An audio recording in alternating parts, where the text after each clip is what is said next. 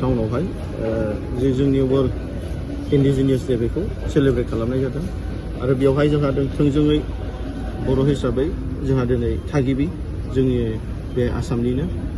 आरो बेवहाय जों थागिबि हिसाबै जोंहा इउनाइटेड नेशन्स जे डिक्लेरेशननि मथे जोंहा दिनै इन्डिजिनियास माने प्राउड जों इन्डिजिनियास बेखौ जों दिनै बेयाव फालिनाय जादों आरो बेजों लोगोसे जोंहा गोबां दैदेनगिरि बिथांमोनाबो फैदों आरो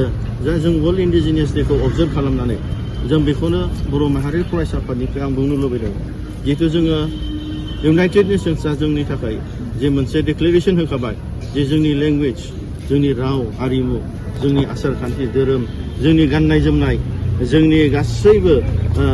ट्राइबेलनि जे सिनायथि दं बेखौ प्रिजार्भ खालामनो थाखाय जे मोनसे अधिकार आरो बेखौनो बे अधिकारखौ दिनैनि बे मोनसे गिदिरथार मोनसे सान हिसाबै 9 आगष्टखौ दिनै फालिनाय जादों आरो बिथांमोना 1994निफ्रायनो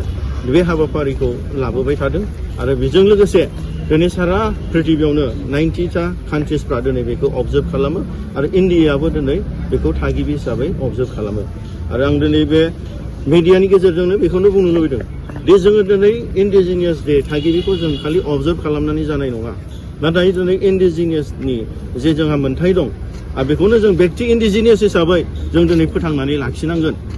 दिनैहाय जों थांनाय साननैसो आगोल जेब्ला जों सराइदेव आफार आसामाव जों दैबानायावहाय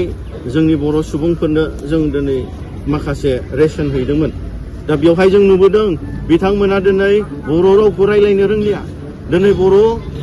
गाननाय जोमनायखौ दिनै गाननो रोंलिया बिथांमोना लिरो टाइटेलखौ दैमारि बसुमतारी बिथांमोना नंगौ दासिमबो बाथौखौनो सिबियो नाथाय बिथांमोन बादे दिनै गोबां दाब दाब जायगायाव दिनै बर' राव दिनै रायलायनो रोङै गोबां सुबुंफोर दं दा बेखायनो जोङो दिनै इन्डिजिनियास थागिबि हिसाबै जों खस्थ' खालामनांगोन आरो बेखौ मावनो थाखाय जोंनि आफादफोराबो आरो जोंनि गभर्नमेन्टनि दैदेनगिरि बिथांमोनाबो जेब्लायबो नोजोर बोनानै दिनै बे खामानिखौ मावबोनांगोन फोथांनानै लाखिनो थाखाय आरो बेजों लोगोसे जोङो